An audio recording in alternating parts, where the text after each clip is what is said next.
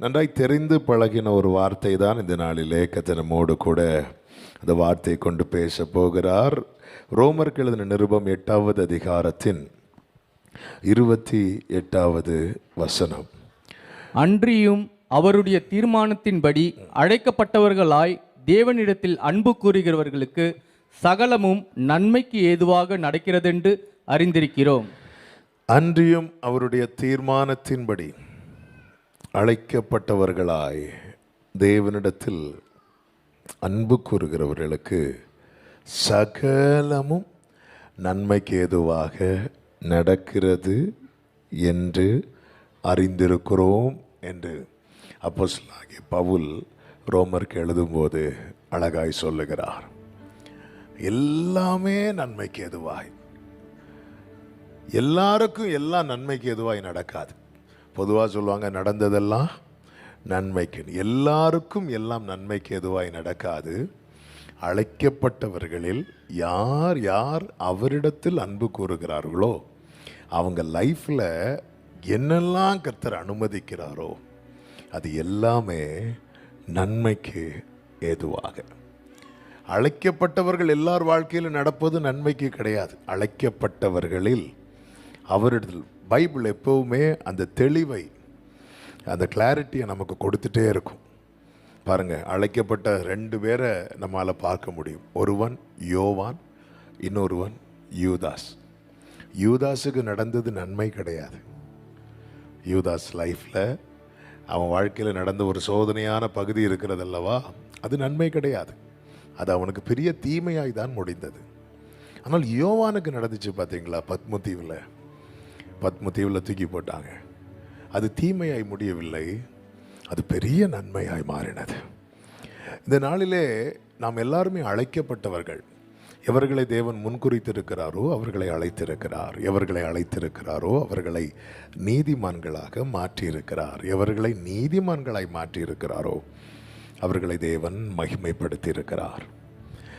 அப்போ அழைப்பு என்பது தேவனுடைய அனாதி தீர்மானம். நாம் பிறக்கும் முன்னமே அவர் அது ஏற்கனவே செட் பண்ணது. ஆமாம், இது நமக்கு தேவன் பாராட்டின பெரிய கிருபை. நாம் கவனம் செலுத்த வேண்டிய காரியம், அழைக்கப்பட்ட நான் அவரிடத்தில் அன்பு கூறுகிறவனாய் இருக்கிறேனா என்பதிலே நான் அதிகமாய் கவனம் செலுத்த வேண்டும். நான் அன்பு கூறுகிறவனாய் இருப்பேனானால் எனக்கு ஒரு காரியம் நிச்சயம். என்ன தெரியுமா?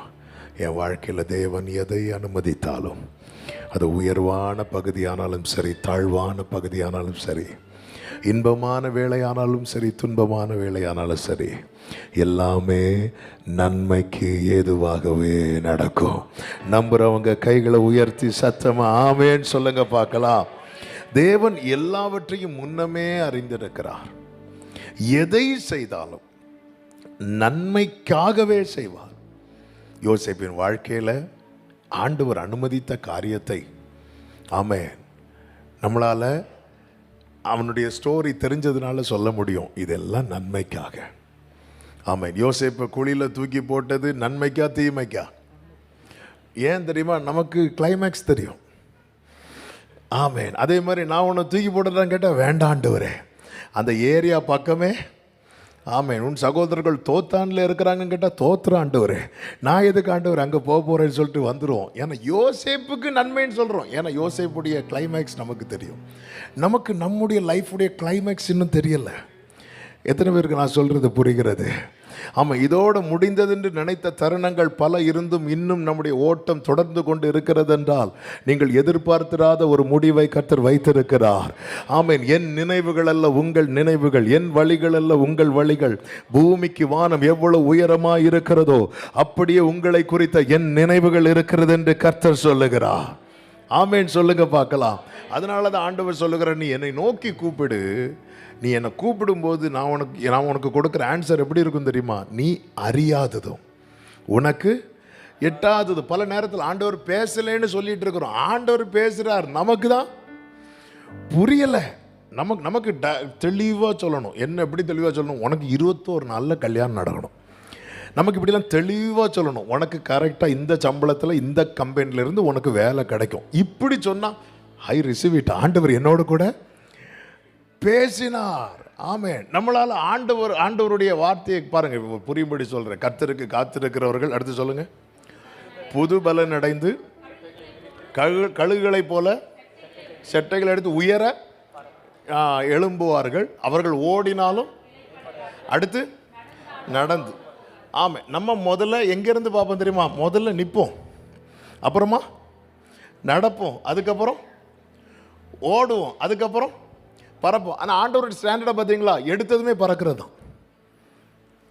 ஆமாம், எடுத்தது. கர்த்தரு காத்திருக்கிறவர்கள் புது பலன் அடைந்து கழுகுகளை போல செட்டைகள் அடித்து உயர. எடுத்ததுமே. அப்போ ஆண்டவருடைய பார்வை வேற, நம்முடைய பார்வை வேற. நம்முடைய பார்வை என்ன? பிள்ளை பிறந்த குழந்தைய பார்த்தீங்களா? பிள்ளை கவிழ்ந்துச்சான்னு கேட்பாங்க. எடுத்ததும் பிள்ளை பறந்துச்சான்னு கேட்க மாட்டாங்க. ஆமாம், இதான் நம்முடைய பார்வை. பிள்ளை கவிழ்ந்துச்சா, அப்புறமா பிள்ளை நிற்குதா, அப்புறம் பிள்ளை நடக்குதா, பிள்ளை ஓடுதா, இப்படி. இது நம்முடைய பார்வை. ஆண்டவருடைய பார்வை அப்படியே மாறி. அதனால தான் பவுலுக்கு அந்த பார்வையை கொடுத்தாரு பாருங்க. அந்த கண்ணை மூடி இருந்த அந்த செதில்கள் எல்லாம் கீழே விழ வச்சு அந்த பார்வையை கொடுத்ததுனால அதுவரை அவனுக்கு எதெல்லாம் பெருசாக தெரிஞ்சதோ, அதுக்கப்புறம் அது அவனுக்கு இது குப்பை, இதுக்கா போய் நான் சண்டை போட்டேன். அதுக்கப்புறம் அவருடைய பார்வையே மாறுது. ஆமென். எனவே தான் ஒரு தேவ பிள்ளை புரிந்து கொள்ள நிறைய காரியம் நமக்கு புரியவில்லை. பிரசங்கி 11:5 சொல்லப்பட்டிருக்கிறது, ஆவியின் வழி இன்னதென்றும் கற்பவதியின் வயிற்றில் எலும்புகள் உருவாகும் விதம் இன்னதென்றும் நீ அறியாதிருக்கிறது போலவே எல்லாவற்றையும் செய்கிற தேவனுடைய செயல்களையும் நீ அறியாய். ஆண்டவருடைய செயல் நமக்கு தெரியாது. எனவே தான் யோபு லைஃப்பில் நீங்கள் கவனிச்சிங்கன்னா தெரியும், யோபுனுடைய வாழ்க்கையில் கர்த்தர் ஏதோ ஒன்றை செய்து கொண்டிருக்கிறார் என்பதே நமக்கு எப்பொழுது தான் தெரியுமா? அந்த ஒர்க்கு ஃபினிஷ் ஆகிற டைம். யாக்கோபு 5:11 சொல்லப்பட்டிருக்கிறது, கர்த்தருடைய செயலின் முடிவையும் கண்டிருக்கிறீர்களே அப்படின்னு இருக்கும். கர்த்தருடைய செயலின் முடிவை கண்டிருக்க, அந்த முடிவு தான் நமக்கு தெரியும். ஆமாம், அது வரைக்கும் அவர் ஏதோ செய்கிறாருன்னு தெரியுது, என்ன செய்கிறாருன்னு தெரியல. ஆனால் ஒரு காரியம் தெரிகிறது. ஆமாம், இன்னைக்கு இந்த மாலை வேளையில் இந்த சத்தத்தை சமீபத்திலும் தூரத்திலும் இருந்து கேட்குற ஒவ்வொருவருக்கும் சொல்லுகிற செய்தி இதுதான். கர்த்தர் ஏதோ செய்கிறாருன்னு தெரியுது, என்ன செய்கிறாருன்னு தெரியல. அது என்ன செய்கிறாருன்னு தான் இந்த ரோமர் 8:28 சொல்லப்பட்டிருக்கிறது. அவருடைய தீர்மானத்தின்படி அழைக்கப்பட்டவர்களாய் தேவனிடத்தில் அன்பு கூறுகிறவர்களுக்கு தீமையாக அல்ல, சகலமும் நன்மைக்கு ஏதுவாக நடக்கிறது. கரங்களை உயர்த்தி ஆமென் சொல்லுங்க பார்க்கலாம். அதுதான் ஆண்டவர் சொல்லுகிறார், நீங்கள் எதிர்பார்த்திருக்கும் முடிவை உங்களுக்கு கொடுக்கும்படிக்கு உங்கள் பேரில் நினைத்திருக்கிற நினைவுகளை நான் அறிவேன், அவைகள் தீமைக்கு அல்ல. பக்கத்தில் 2 பேரை பார்த்து சொல்லுங்க, தீமைக்கு கிடையாது. ஆமென், தீமைக்கு கிடையாது, நன்மைக்கு. ஆமென் சொல்லுங்க பார்க்கலாம். அதான நம்ம பாடணும், அனுமதித்ததெல்லாம் நன்மைக்காக, நடத்திடும் பாதைகளும் நன்மைக்காக. ஒரு தேவ பிள்ளையுடைய பார்வை இப்படிதான் இருக்கும். அதனால தான் யோபு சொல்றார், அவர் என்னை சோதித்த பின்பு நான் புல்லாக விளங்குவேன் என்றல்ல, பொன்னாக விளங்குவேன்.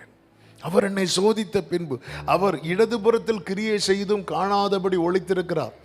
ஆண்டவர் ஏதோ பண்றாருன்னு தெரியுது, என்ன பண்றாருன்னு தெரியல.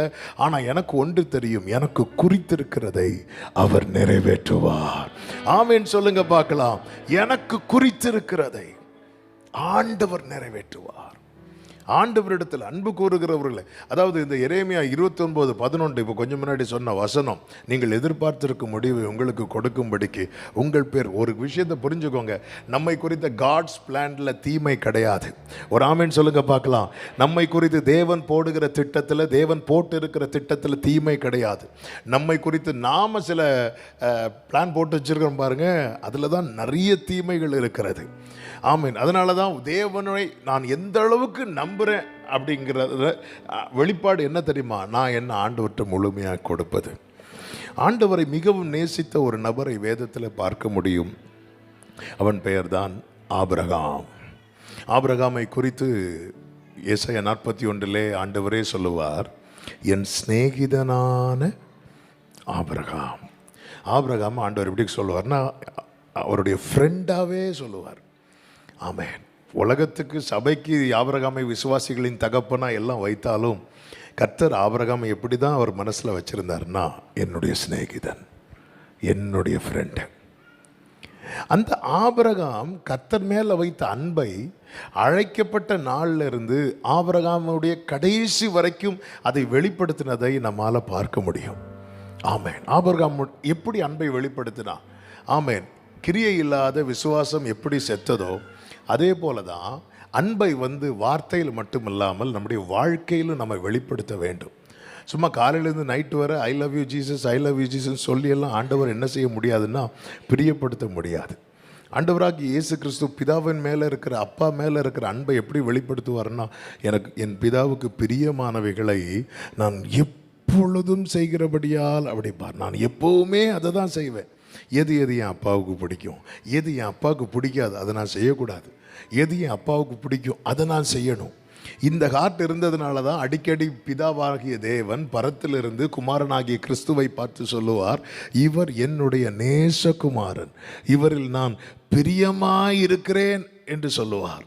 ஆமேன். அதுபோல தான் இந்த ஆபிரகாமை நீங்கள் பார்த்தீங்கன்னா, ஆபிரகாம் ஆண்டவர் மேலே இருக்கிற அன்பை பல விதங்களிலே வெளிப்படுத்துகிறதை பார்க்க முடியும்.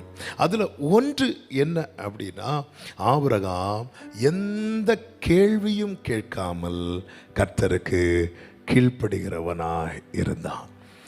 ஆண்டவருக்கு கீழ்ப்படுகிற காரியத்தில் எந்த கொஸ்டினுமே கேட்க மாட்டார். 75வது வயசில் ஆண்டவர் ஆபிரகாமை அழைக்கிறார். ஆபிரகாமே நீ வா அப்படி அழைக்கும்போது ஆதியாகமம் 12வது அதிகாரத்தின் 1 முதல் 4 வரை உள்ள வசனங்களை வாசிக்க வேண்டாம். நீங்கள் கவனிச்சிங்கன்னா, ஆபிரகாம் அப்படியே புறப்பட்டு போனான் என்று சொல்லப்பட்டிருக்கும். ஆண்டவர்கிட்ட கொஸ்டினே பண்ண மாட்டார். ஆண்டவர் சொல்லுவார், உன் தேசத்தை விட்டு, உன் வீட்டை விடு, உன் இனத்தை விடு, நான் உன்னை பிளஸ் பண்ணுவேன் ஆபிரகாமே என்று சொல்லி அனுப்பும்போது 4வது வசனத்தில் நீங்கள் கவனிச்சிங்கன்னா, கர்த்தர் ஆபிரகாமுக்கு சொன்னபடியே புறப்பட்டு போனான். எந்த கொஸ்டினுமே பண்ணல. ஆமேன்.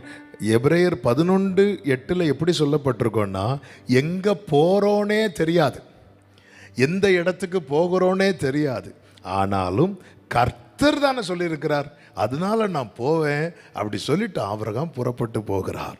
கேள்வி கேட்காமல் ஒருத்தங்க கீழ்ப்படுகிறாங்க அப்படின்னா அது எதின் வெளிப்பாடு தெரியுமா? அவங்க பெரிய விசுவாசத்தில் வல்லவங்க, அதன் வெளிப்பாடு அல்ல, அவங்க ஆண்டவரை ரொம்ப நேசிக்கிறாங்க என்பதின் வெளிப்பாடு. கைகளை உயர்த்தி ஒரு ஆமேன்னு சொல்லுவோமா? இன்றைக்கி ஆண்டவர் நம்மோடு பேசுகிற காரியத்துக்கு நம்ம கேள்வி கேட்காம கீழ்ப்படுகிறோமா? இந்த வார்த்தை இன்றைக்கி நான் கொஞ்சம் அப்படி யோசிச்சுட்டே இருக்கும்போது எனக்கு ரொம்ப கவர்ந்த ஒரு காரியம் என்னவென்றால், அந்த இஸ்மவேல், அதுக்கப்புறம் லேட்டராக ஆபிரகாம் வீட்டில் தான் இஸ்மவேல் பிறப்பார். இஸ்மவேலை துரத்திருங்க, இஸ்மவேல் இனி வீட்டில் இருக்கக்கூடாது அப்படின்னு சொல்லி ஆகார், அது சாராள் சொல்லுவாங்க. சாராள் இந்த வேர்டை சொன்னது யாருக்கு ரொம்ப கஷ்டமாயிரும் தெரியுமா? ஆபிரகாமுக்கு கஷ்டமாயிரும். சாராள் சொல்கிறாங்க இஸ்மவேல் இந்த வீட்டில் இருக்கக்கூடாதுன்னு. அந்த வார்த்தை ஆபிரகாமுக்கு ரொம்ப கஷ்டமாயிரும். ஆண்டவர் சமூகத்தில் போகும்போது அதே வேர்டை யார் சொல்கிறா தெரியுமா? ஆண்டவரும் சொல்கிறாங்க. ஆண்டவர் சொன்னதும் ஆபிரகாமுக்கு ஈஸி ஆயிட்டு. ஆமென். இதுதான் நேசத்தினுடைய அந்த அந்த கட்டு என்பது தான். சாராள் சொல்கிறாங்க இது வேண்டாம், இது வேண்டாம், இஸ்மவேல் நம்ம வீட்டில் வேண்டாம். அது ஆபிரகாமுக்கு துக்கமாயிட்டு அப்படின்னு பைபிளில் இருக்குது. சாராள் சொன்ன இந்த காரியம் ஆபிரகாமுக்கு துக்கமாயிட்டு. அதே ஆபிரகாம் ஆண்டவர்கிட்ட போய் நிற்கும்போது ஆண்டவர் சொல்கிறார், அது வேண்டாடா, விட்டுடா அப்படி சொன்னதும் விட்டுட்டார். ஆமென். இதுதான் அன்பு கூறுகிறவன். அவன் உலகம் சொல்லுகிற காரியம் எனக்கு கடினமாக இருக்கலாம், ஆனால் கர்த்தர் சொல்கிற காரியம் எனக்கு கடினமாக இருக்கக்கூடாது. ஒரு ஆமீன் சொல்லுங்க பார்க்கலாம். ஆண்டவருக்கு பிடிக்காத காரியத்தில் முக்கியமான காரியம் ஒன்று என்ன தெரியுமா? இருதயத்தை கடினப்படுத்துறது. ஆமே, நீங்கள் நல்லா புரிந்து கொள்ளுங்கள். ஆண்டவர் சொல்ல சொல்ல நம்ம நோ சொல்லிகிட்டே இருப்போம்னு வைங்களேன், ஆண்டவர் நம்மக்கிட்ட கேட்குறதையே ஸ்டாப் பண்ணிடுவார். ஏழு நாட்களில் கர்த்தருடைய வார்த்தை ரொம்ப அபூர்வமாக இருந்துச்சு. ஏன்னா கேட்குறதுக்கு யாருமே கிடையாது. ஆண்டவருக்கு எஸ் சொல்கிற ஒரு ஹார்ட்டு தான் தேவை. ஆண்டவர் ஒருபோது நம்மக்கிட்ட நீ கடல் மேலே நடந்து வா, 10 பேரை உயிரோடு எழுப்பு, இப்படியெல்லாம் ஆண்டவர் சொல்லவே மாட்டார். ஆண்டவர் நம்மால் முடியாதது நம்மக்கிட்ட செய்யவே சொல்ல மாட்டார். இன்றைக்கி எது அதாவது மனுஷங்க என்கிட்ட கேட்குற காரியம் எனக்கு கடினமாக இருக்கலாம், ஆனால் அதே காரியத்தை என் அப்பா கேட்டாருன்னா, ஆமாம், சில சொல்லுவாங்க தெரியுமா, நான் கேட்டு மட்டும் நீங்கள் செய்ய மாட்டேங்கிறீங்க, அவங்க கேட்டால் மட்டும் செய்கிறீங்க. பல வீட்டில் இது ஒரு பெரிய பிரச்சனையாகவே போச்சு. ஆமாம், நான் அங்கே கூட்டிகிட்டு போன்னு சொன்னால் மட்டும் கூட்டிட்டு போக மாட்டேங்க, நான் கேட்டால் மட்டும் நீங்கள் செய்ய மாட்டேங்கிறீங்க, நான் எவ்வளவோ கேட்டு பார்த்தேன் வாங்கி தர மாட்டேங்கிறீங்க, ஆனால் அவங்க கேட்டால் மட்டும், இவங்க சொன்னால் மட்டும். ஆமாம், அந்த இடத்துல யார் இருக்கணும் தெரியுமா? நம்ம ஆண்டவர் இருக்கணும். ஆமாம், நீங்கள் அடுத்த இன்னொரு காரியம் கவனிச்சிங்கன்னா தெரியும். ஈசாக்கை பலி செலுத்த சொல்லுவார் ஆண்டவர். ஆபிரகாமை 75 வயசில் நீ வீட்டை விட்டு புறப்பட்டு போன்னு சொல்லும்போது வாக்கு தத்தத்தை கொடுப்பார். ஆமாம், நான் உன் கூட இருந்து உன்னை பிளஸ் பண்ணுவேன், அப்படி பண்ணுவேன், இப்படி பண்ணுவேன், நீ கிளம்பு அப்படிம்பார். ஆனால் 22வது அதிகாரத்தில் ஈசாக்கை பலி செலுத்த கொண்டு போன்னு சொல்லும்போது எந்த பிளெஸ்ஸிங்குமே கொடுக்க மாட்டார். நீ ஈசாக்கை எனக்கு பலி செலுத்து, அப்படி நீ செலுத்தினால் நான் உனக்கு அப்படி பண்ணுவேன், இப்படி பண்ணுவேன், எதுவுமே சொல்ல மாட்டார். எதுவுமே சொல்ல மாட்டார். ஆபிரகாம் அதிகாலையில் எழும்பி புறப்பட்டான் பைபிளில் இருக்கும். இதுதான் நேசிக்கிறவர்கள் அடையாளம். ஆமென். இன்னைக்கு நம்ம ஆண்டவர் சமூகத்தில் வரும்போதே இந்த ஆஃபரோட தான் வரோம். ஆஃபர் தந்தால் தான் ஆஃபரிங். ஆமென். அப்படி தான் நாங்கள் யாக்கோபு சொல்லுவார், நான் போகிற இடத்துல எல்லாம் என்னை காப்பாற்றி உண்ண உணவு தங்க இடம் என்னை அப்படியே சேஃபாக திருப்பி கொண்டு வந்துட்டீங்கன்னா, ஆண்டவரே என் தசம பாகம் நான் உமக்கு தருவேன். நீர் தூதர்களுக்கு சேலரி எல்லாம் கொடுத்து அப்படி செட்டில் பண்ணி இருக்கலாம். ஆனால் நீங்கள் என்ன அப்படி காப்பாற்றலைன்னா கேரண்டி கிடையாது. இன்றைக்கி நம்ம இப்படி தான், எனக்கு ஏதாவது அவர் தரணும், எனக்கு ஏதாவது செய்யணும். 75வது வயசில் ஆபிரகாமை கர்த்தர் அழைக்கும் போது அவனுக்கு ஆஃபர் வச்சு தான் கூப்பிடுறார். ஆபிரகாமே, நீ எல்லாத்தையும் விட்டுட்டு வா, நான் உன்னை பெரிய ஜாதியாக்கி உன்னை ஆசீர்வதித்து உன் பெயரை பெருமைப்படுத்துவேன், நீ ஆசீர்வாதமாக இருப்பாய், உன்னை ஆசீர்வதிக்கிறவன் நான் ஆசீர்வதிப்பேன், உன்னை சபிக்கிறவர்களை நான் சபிப்பேன், பூமியில் உள்ள வம்சங்கள் எல்லாம் உனக்குள் ஆசீர்வதிக்கப்பட்டிருக்கும். உடனே எட்ரா வண்டியை புறப்படு, அவ்வளோதான். ஏன்னா ஆஃபர் ரொம்ப ஹெவியாக இருக்குது. ஆனால் 22வது அதிகாரத்தில் ஆபிரகாமுக்கு ஏறக்குறைய 120 130 வயசில் ஆபிரகாமே உன் மகன் ஈசாக்கை அழைத்து கொண்டு அந்த மலையில் போய் பலி செலுத்துன்னு சொல்லும்போது, நீ அப்படி செலுத்தினால் நான் உனக்கு அதை பண்ணுவேன், இதை பண்ணுவேன், அப்படி செய்வேன், இப்படி செய்வேன், எதுவுமே சொல்ல மாட்டார். எதுவுமே சொல்ல மாட்டார். அன்னைக்கு எப்படி செயல்பட்டானோ இன்னைக்கும் ஆபிரகாம் அப்படியே. ஆமென். எதிர்பார்ப்பு இல்லாமல் நேசிக்கிற ஒருவன் தான் அவர் சொல்லுக்கு உடனே கீழ்ப்படிவான். இப்படிப்பட்டவங்க வாழ்க்கையில் சகலமும், அந்த வேடை நான் எப்படி சொல்லுவேன் தெரியுமா? சகலா மூ மா போட்டு மேலே ஒரு குத்து, அப்போ தான் இம்மே வரும். அந்த குத்து வர நன்மைக்கு தான். ஆமாம், எனக்கு இப்போ உங்கள் பக்கத்தில் ஒரு ஆளை குத்தி சொல்லுங்கன்னு வருது, வேண்டாம், மீட்டிங் சந்தோஷமாக முடியணும். கர்த்தர் உங்களை ஆசீர்வதிப்பாராக. ஆமென். எதுக்கு இதை சொல்லணும்னா, ஆண்டவர் அனுமதிக்கிறது. ஹல்லேலூயா. ஆமாம், இந்த டீ கொடுங்களேன். அனுமதித்ததெல்லாம் நன்மைக்காக, நடத்திடும் பாதைகளும் நன்மைக்காக. நீங்க பாடுங்க. அனுமதித்ததெல்லாம் நடத்திடும் பாதைகளும் நன்மைக்காக, அதினதின் காலத்தில் நேர்த்தியாய் செம்மையாய் எனக்கான யாவும் செய்து முடிப்பீர். அதினதின் ஓரபா சதரலபா ரிபா கடரபா மாஷேகெலரே, ஓ செய்து முடிப்பீர். உங்க கைகள் ஆமென், உம்மால் கூடாததெதுவும் இல்லை. உங்க கைகள் கூறுகவில்லை, உம்மால் கூடாததெதுவும் இல்லை. உம்மால் கூடாததெதுவும் இல்லை. இயேசுவால் கூடாது. அது மட்டுமல்ல, இந்த ஆபிரகாம் ஆண்டவரை விட்டே கொடுக்கல. சோதோமின் ராஜா வந்து நிற்கிறான், பொருட்களோட வந்து நிற்கும் போது ஆபிரகாம் கையை மேலே உயர்த்திட்டார். சோதோமின் ராஜா என்ன ஐஸ்வர்யம் நாக்கினார் என்று சொல்லாதபடிக்கு விட்டு கொடுக்காதவன் ஆண்டவரை நான் விட்டு கொடுக்க மாட்டேன். தான் நேச வைராக்கியம் உடையவன். அது மட்டும் இல்லை, ஆபிரகாமுக்கு நான் தருவேன் தருவேன் தருவேன் தருவேன் சொல்லி 24 வருஷம் போயிட்டு ஆபிரகாமின் 99வது வயசில் ஆண்டவர் வந்து ஆபிரகாமை விசிட் பண்ணுறார். ஆதியாகமம் 18வது அதிகாரத்தில் இருக்கிறது, எடுக்க வேண்டாம், நான் செய்திக்குள்ளே போகலை. அந்த இடத்துல வந்ததும் பாருங்க, ஆபிரகாம் தன்னுடைய தேவையே முன்னாடி வைக்க மாட்டார். அந்த இடத்துல ஆண்டவரை உட்கார வைத்து அவருக்கு பணிவிடை செய்கிறதை பார்க்க முடியும். தன்னுடைய காரியத்தை விட அவருடைய காரியத்துக்கு அதிகமான ப்ரையாரிட்டி கொடுக்கிறார் ஆபிரகாம். தன் காரியம், ஆண்டவரே 24 வருஷம் இப்போ தருவேன் சொல்லிட்டு இருந்தீங்க, இனி உங்களை விடமாட்டேன், இன்றைக்கே தாரும், ஆமேன், அதுவும் ரெட்டிப்பாக தாரும், பிடிச்சு அப்படிலாம் கேட்கல. ஆண்டவரே கொஞ்சம் நீங்கள் உட்காந்துட்டீங்கன்னா நான் உங்களுக்கு அப்பெல்லாம் சுட்டுட்டு வரேன் ஆண்டவரே, நீங்கள் கொஞ்சம் அந்த மரத்தடியில் சாய்ஞ்சு, அவன் வாழ்க்கையில் 1000 தேவைகள் இருந்தும் அவனுடைய காரியத்தை பின்னாக வைத்து விட்டு கர்த்தருடைய காரியத்தை முன்னாக வைக்கிறேன். ஏன்னா ஆண்டவர் ரொம்ப பாரத்தோடு வருகிறார். என்ன பாரம்? தேசத்தில் சோதோமில் அக்கிரமம் பெருகுகிறது, அக்கிரமத்தின் கூக்குரல் தேவ சமூகத்தில் எட்டுகிறது. ஆமேன். ஆண்டவருக்கு உருவாக்கும் போது ரொம்ப பிடிக்கும், அதை அழிக்கிறது ஆண்டவருக்கு பிடிக்காது. துன்மார்க்கன் தன் துன்மார்க்கத்தில் சாவதை ஆண்டவர் விரும்பவே இல்லை. அவர் இறங்குனது சோதம் அழிக்க. ஆனாலும் சரி, நம்ம ஆபிரகாம் இருக்கிறானே, அவன் நம்மளை கொஞ்சம், அவன் வீட்டில் போனால் எனக்கு கொஞ்சம் ரிலாக்ஸ் ஆக முடியும். அதாவது நம்முடைய இளைப்பாறுதலுக்கு நாம் அவரிடத்தில் வருகிறோம், அவருடைய இளைப்பாறுதலுக்கு அவர் மனிதனை தேடி கொண்டிருக்கிறார். இதுதான் உண்மை. கடைசி காலத்தில் லோத்தின் மனைவியை நினைத்து கொள்ளுங்கள் அப்படி சொன்னது இன்னொருத்தர் மனைவியை நினைக்கிறதுக்கு இல்லை.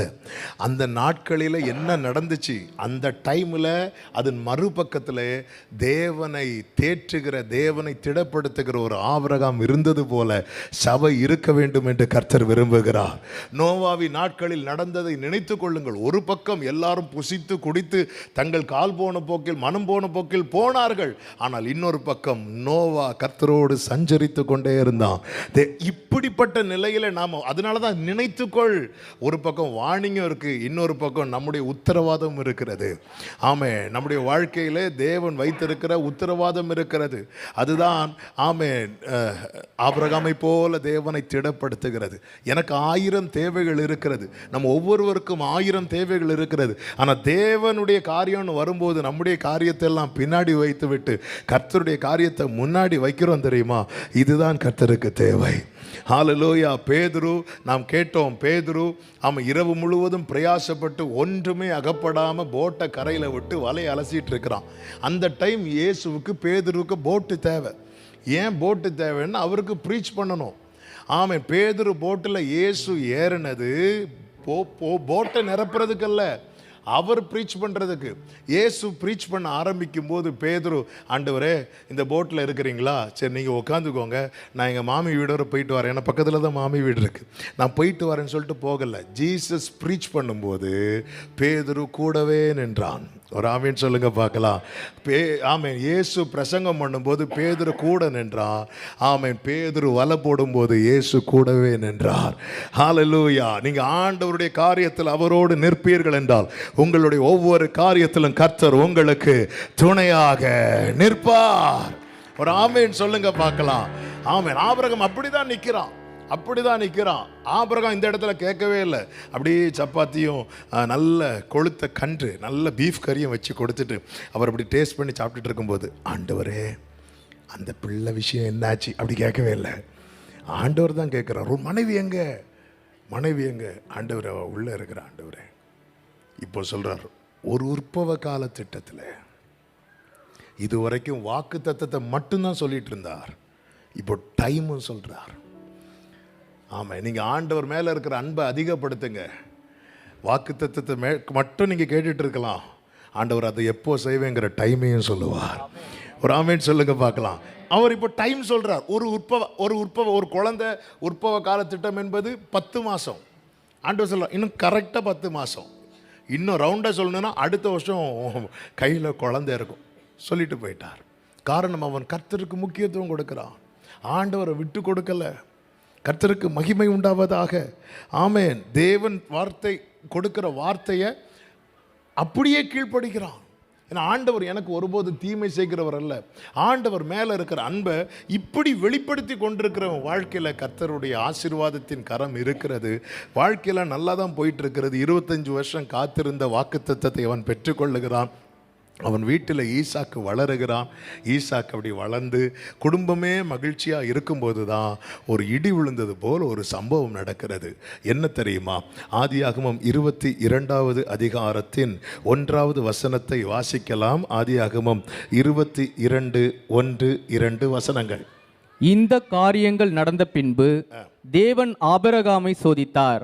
எப்படியெனில், அவர் அவனை நோக்கி, ஆபிரகாமே என்றார். அவன், இதோ அடியேன் என்றான். அப்பொழுது அவர், உன் புத்திரனும் உன் ஏகசுதனும் உன் நேசகுமாரனும் ஆகிய ஈசாக்கை நீ இப்பொழுது அழைத்து கொண்டு மோரியா தேசத்துக்கு போய் அங்கே நான் உனக்கு குறிக்கும் மலைகள் ஒன்றின் மேல் அவனை தகன பலியாக பலியிடு என்றார். கர்த்தருடைய நாமத்திற்கு மகிமை உண்டாவதாக. ஆண்டவர் ஆபிரகாம்கிட்ட சொல்றாரு, 25 வருஷம் காத்திருந்து வாங்கின ஆசீர்வாதம், நீ உன் புத்திரனும் உன் ஏகசுதனும் உன் நேசகுமாரனுமாகிய ஈசாக்கை நான் மோரியா தேசத்துக்கு போய் நான் உனக்கு குறிக்கும் மலைகள் ஒன்றின் மேலே அவனை பலியிடு அப்படிங்கிறார். ஆமாம், 21வது அதிகாரத்தில் தான் ஒரு பெரிய சம்பவம் நடந்து முடிஞ்சிருக்கு. என்ன சம்பவம் அப்படின்னா, ஆமேன், அந்த வீட்டில் தான் இஸ்மவேல் வளருகிறான். ஈசாக்கு பிறந்து வளர்ந்ததுக்கப்புறம் சாரால் சொல்கிறாங்க, இஸ்மவேலின் இந்த வீட்டில் இருக்கக்கூடாது அப்படின்னு. ஆபிரகாமுக்கு இஸ்மவேலை ரொம்ப பிடிக்கும். ஆனால் ஈசாக்கா இஸ்மவேலா என்ற நிலை வந்தபோது ஈசாக்குக்காக ஆபிரகாம் இஸ்மவேலை விரட்டிடுவான். இந்த காரியங்கள் நடந்த பின்பு கர்த்தர் ஆபிரகாமை சோதிக்கிறார். உன் ஏகசுதன் உன் நேசகுமாரன் ஈசாக்கை எனக்கு பலி செலுத்து என்று. ஆண்டவர் மட்டும் ஒருவேளை மொட்டையாக சொல்லியிருப்பார்னு வைங்களேன், உன் பையனை பலி செலுத்துன்னு சொல்லியிருந்தா, ஆண்டவர் கொஞ்சம் வெயிட் பண்ணுங்க, இப்போ தான் ஒருத்தனை துரத்தி விட்டேன், போய் இஸ்மவேலை கூட அழைச்சிட்டு வந்திருக்கலாம். ஆண்டவருடைய அந்த பார்வையை பார்த்தீங்களா? ஆமென். உன் ஏகசுதன் உன் நேசகுமாரன் ஈசாக்கை பலி செலுத்து. ஆமென். பல நேரத்தில் சில காரியத்தை நம்மளால் அக்செப்ட் பண்ணவே முடியாது, ஏற்றுக்கொள்ளவே முடியாது. அதாவது வாக்குத்தத்தத்தை தருவார் என்று கர்த்தர் சொல்லும்போது நம்பிக்கைக்கு ஏதுவல்லாதிருந்தும் நம்பிக்கையோடு விசுவாசிக்கிறான். ஆண்டவர் தருகிற காரியத்தை நம்ம ரொம்ப விசுவாசிக்கிறோம். ஆனால் ஆண்டவர் எடுக்கிற காரியத்தை மட்டும் நம்மளால் என்ன செய்ய முடியலை அப்படின்னா அக்செப்ட் பண்ணவே முடியலை. ஹல்லேலூயா. நீ பலி செலுத்து அப்படிங்கிறார். ஆமென். இப்போ ஒரு கேள்வியை உங்கள் மத்தியில் வச்சுட்டு நான் செய்திக்கு போகிற விரும்புகிறேன். பெற்றோர்களே, சிலர் அப்படி உள்ளே போகிறீங்க, நம்மகிட்ட கேட்கக்கூடாது. ஆமென். இதே கேள்வியை ஆண்டவர் உங்கள் முன்னாடி வச்சா எத்தனை பேர் எஸ் சொல்லுவோம்? ஆமென். ஆமென். சிலர் பார்க்குறீங்க, என் பையன் காட்டுற சேட்டைக்கு அவர் இப்படி கேட்க மாட்டாரான்னு பார்த்துட்டு இருக்கிறேன். ஆமென். அதனால தான் சிலர் இப்படி தெரியாமல் கை தூக்குறீங்க, பையன் பார்க்குறானான்னு பார்த்துட்டு. ஹல்லேலூயா. அவருக்கு தெரியுங்க, அதனால தான் நம்மக்கிட்ட கேட்கல. ஆமென். ஹல்லேலூயா. ஆண்டவர் பாருங்க, இதனுடைய ஒரு பக்கத்தை இந்த பக்கத்தில் நமக்கு இந்த சாப்டர் ஃபுல்லாக தெரிஞ்சதுனால நம்ம அது கூலாக கேட்டுட்ருக்குறோம். ஆனால் ஒரு தகப்பனுக்கு 25 வருஷம் காத்திருந்து பெற்றுக்கொண்ட வாக்குத்தத்தம் இப்போ தான் வளர ஆரம்பிக்குது. வீட்டில் அவ்வளோ பெரிய சந்தோஷம், ஒரு பெரிய விருந்து நடக்குது. இன்னொரு பையனும் இருந்தால் அவன் போயாச்சு, அவனை அனுப்பியாச்சு. இப்போ ஒன்றே ஒன்று கண்ணே கண்ணுன்னு ஈசாக்கு மட்டும்தான் இருக்கிறார். ஈசாக்கின் இடத்துல உன் சந்ததி விளங்கும். அவனுடைய மொத்த பார்வையும் ஈசாக்கு மேலே தான் இருக்கிறது. இப்பொழுது ஆண்டவர் அங்கே கை வைக்கிறாரு. சில நேரத்தில் ஆமாம், நம்ம லைஃப்பில் ஒரு பெரிய நம்பிக்கையாக இருக்கிற ஒரு காரியம் இருக்கும் பாருங்கள், அதில் திடீர்னு ஆண்டவர் கை வைக்கிறது தான் நம்மளால் புரிந்து கொள்ள முடியாதது, நம்மளால் ஏற்றுக்கொள்ள முடியாதது. நமக்கு அந்த கேள்விக்கு பல நேரத்தில் ஆன்சரே கிடைக்காது. ஆமென். ஆண்டவர் சொல்றார், நீ பலி செலுத்து. அதுவும் ஆண்டவர் சொல்றார், நான் உனக்கு காண்பிக்கும் மோரியா தேசத்துக்கு போய் நான் உனக்கு குறிக்கும் மலைகள் ஒன்றின் மேல் அப்படிங்கிறார். ஆண்டவர் ஏற்கனவே மேப் இல்லாமல் உங்களை நம்பி நான் வந்துட்டேன், வந்து 25 வருஷம் ஓட்டியாச்சு. இப்போ நீங்கள் திருப்பி எனக்கு புதிய ஒரு பாதையை நியமித்து நடத்துறீங்க ஆண்டவரே. இதுதான் புரியவே மாட்டேங்குது ஆண்டவரே. இதுதான் கர்த்தர் சொல்லுகிறார், என் வழிகள் அல்ல உங்கள் வழிகள். ஆமென். ஏன் இந்த சோதனை? ஆமாம், பல நேரத்தில் ஆண்டவருடைய சோதனையை நம்மளால் புரிந்து கொள்ள முடியாது. நம்ம அதை எப்படி தான் பார்க்குறோம் தெரியுமா? அதை தண்டனையாகவே பார்க்கிறோம். கர்த்தருக்கு மகிமை உண்டாவதாக. ஆமென். சோதனை இரண்டு விதத்தில் இருக்கிறது. ஒன்று தண்டனை, இன்னொன்று பரீட்சை. ஒரு ஆமென் சொல்லுங்க பார்க்கலாம். 12th படிக்கிற பிள்ளைங்க எக்ஸாம் எழுதுறாங்கன்னா அது அவங்களுக்கு கிடைக்கிற பனிஷ்மெண்ட் கிடையாது. எக்ஸாம் எழுத விடலைன்னா தான் பனிஷ்மெண்ட். ஆமே, நீ ரொம்ப சேட்டை பண்ணுற வார், இந்த வாட்டி உன்னை எக்ஸாம் எழுத விடுறேன்னா இல்லையா பாரு. மிரட்டுறதே எங்களெல்லாம் அப்படிதான். எக்ஸாம் எழுத விடுறானா இல்லை, எக்ஸாம் ஒருத்தனை எழுத விடலைன்னா அதுதான் அவனுக்கு கிடைக்கிற பனிஷ்மெண்ட். எக்ஸாம் எழுத விடுறாங்கன்னா அது பனிஷ்மெண்ட் கிடையாது. அவன் எல்லாத்தையும் கிளியர் பண்ணி போயிட்டு இருக்கிறான்னு அர்த்தம். அதுபோல தான் கிறிஸ்தவ வாழ்க்கையில் ஆண்டவர் சில பரீட்சையை வைத்திருக்கிறார். ஆமென்.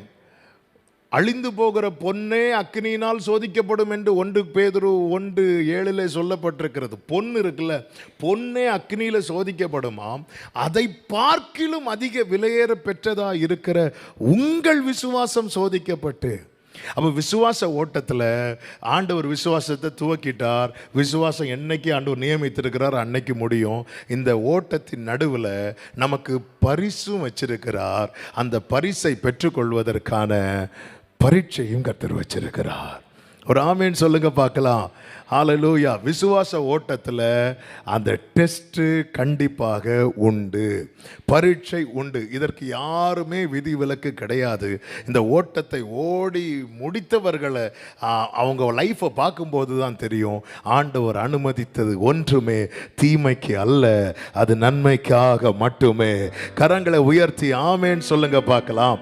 உலகம் வைக்கிற பரீட்சை நம்முடைய தகுதியை பார்ப்பதற்காக, பரலோகம் வைக்கிற பரீட்சை நம்மை தகுதிப்படுத்துவதற்காக. ஆனால் ஆண்டவர் வைக்கிற பரீட்சைக்கு என்ன ஒரு நம்பிக்கை தெரியுமா? இந்த ஓட்டத்தில் நம்ம தனிமை இல்லை, கர்த்தரும் நம்மோடு கூட இருக்கிறார். ஹல்லேலூயா. அதனால தான் ஆண்டவர் சொல்லுகிறார், நீ தண்ணீரை கடக்கும் போது நான் உன்னோடு இருக்கிறேன், நீ அக்கினியில் நடக்கும் போது வேகாதிருப்பாய், அக்கினி ஜுவாலை உன் பேரில் பற்றாது. இந்த ஆதியாகமம் 22வது அதிகாரத்தில் கர்த்தர் ஏன் இப்படி சோதித்தார்? இப்படி ஆண்டவரை நேசிக்கிற ஒரு ஹார்ட் இந்த ஆபிரகாம். ஆமென். இப்படி இருந்தவன் லைஃப்ல இப்படியெல்லாம் சோதிக்க ரீசன் என்ன? 5 காரியங்களை வேகமாக உங்க மத்தியிலே நான் சொல்லி ஜெபிக்க விரும்புகிறேன். ஏன் கர்த்தர் இந்த சோதனையை அனுமதித்தார்? முதலாவது கர்த்தர் இந்த சோதனையை அனுமதிக்க காரணம் என்ன தெரியுமா? கர்த்தரை மட்டுமே சார்ந்திருக்க பண்ண. கர்த்தரை மட்டும் சார்ந்திருக்க பண்ண. ஆமென்.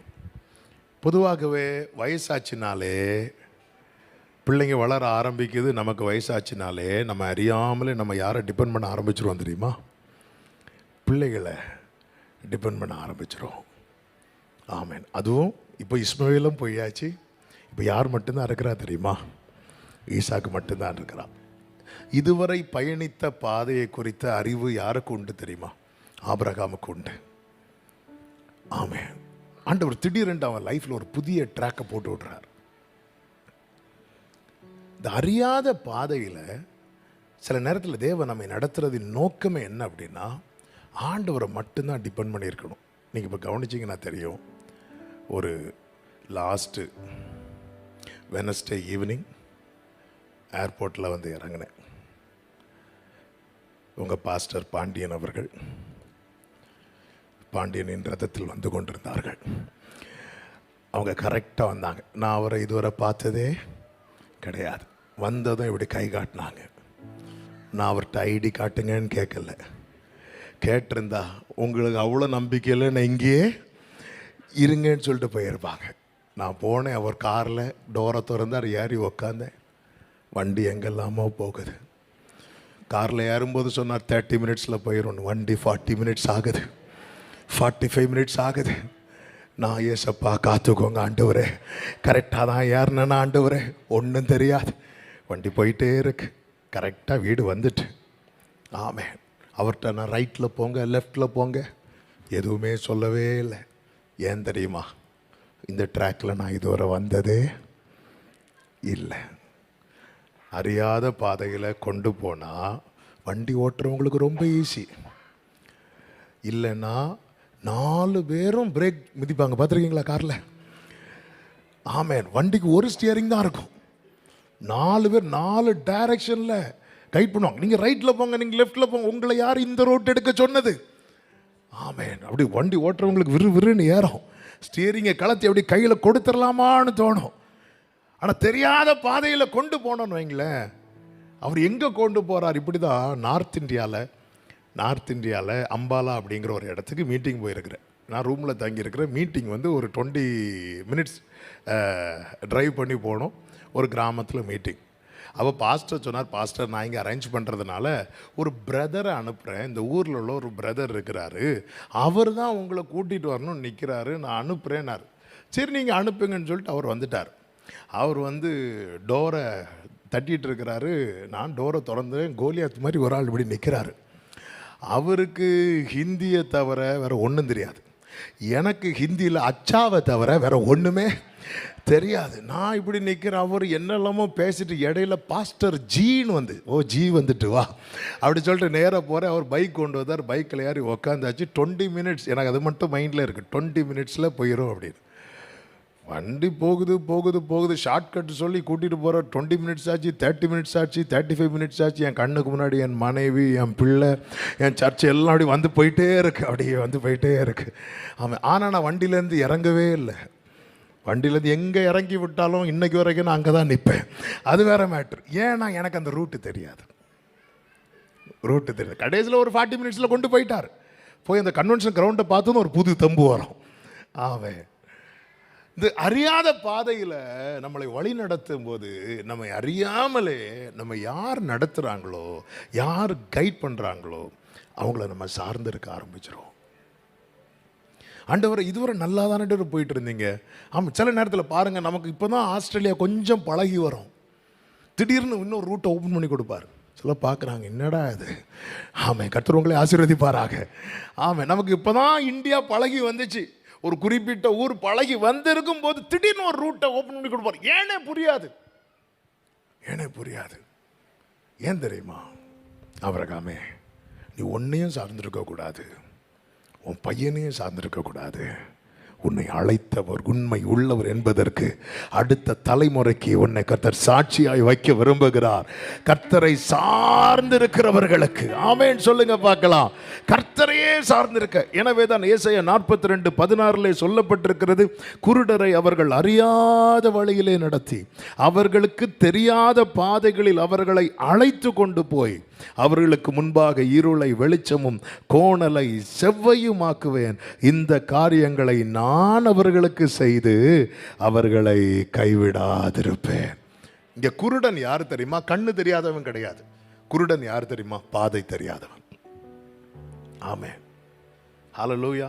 நம்ம வந்து மேப் போட்டாலே தப்பா போய் காட்டுது. முந்தானத்து பாண்டியன் அவங்க வீட்டு போகிறதுக்கு ஒரு மேப் அனுப்பி தந்தாங்க. நாங்கள் அந்த மேப் போட்டு போகிறதுக்கு முன்னாடி அடுத்த தெருவில் தான் இருந்தோம். மேப்பு போட்டு எங்கேயோ தள்ளி போய் நிற்கிறோம். ஆமாம், எங்கள் ஊரில் இப்போ ஒரு லாஸ்ட் மந்த் நம்ம ஊர் செய்தி பார்க்குறவங்களுக்கு தெரியும், கூகுள் மேப் போட்டு பார்த்து வண்டி ஆற்றுக்குள்ளே போயிட்டு. இப்படியெல்லாம் மேப்பு பார்த்தாலே நம்ம தப்பாக போகிறோம். எந்த ரூட்டுன்னே தெரியாது, நீ போ அப்படிங்கிறார். சில நேரத்தில் தேவன் நடத்துகிற பாதை நமக்கு புரியாது. அந்த இடத்துல தேவன் நம்மிடத்தில் எதிர்பார்க்கிறது ஒன்றே தான், அவரை சார்ந்திருக்கணும். அதனால தான் யோபு சொல்லுகிறார், நான் போகும் வழியை அவர் அறிவார். இந்த மாலை வேளையில் எத்தனை பேர் இதை சொல்ல விரும்புறீங்க? நான் எங்கே போகிறேன்னு தெரியாது, இதனுடைய கிளைமேக்ஸ் எனக்கு தெரியாது, இது எப்படி முடியும்னு தெரியாது, ஆனால் எனக்கு ஒன்று தெரியும், என்னை அழைத்தவர் உண்மை உள்ளவர், நான் போகும் வழியை அவர் அறிவார். ஆமென் சொல்றவங்க நல்ல கைகளை தட்டி ஹல்லேலூயா, ஹல்லேலூயா, thank you Jesus, hallelujah. Amen. E major கொடுங்க. நன்றி ஆண்டவரே, ஏதும் இல்லை என்ற கவலை இல்லை,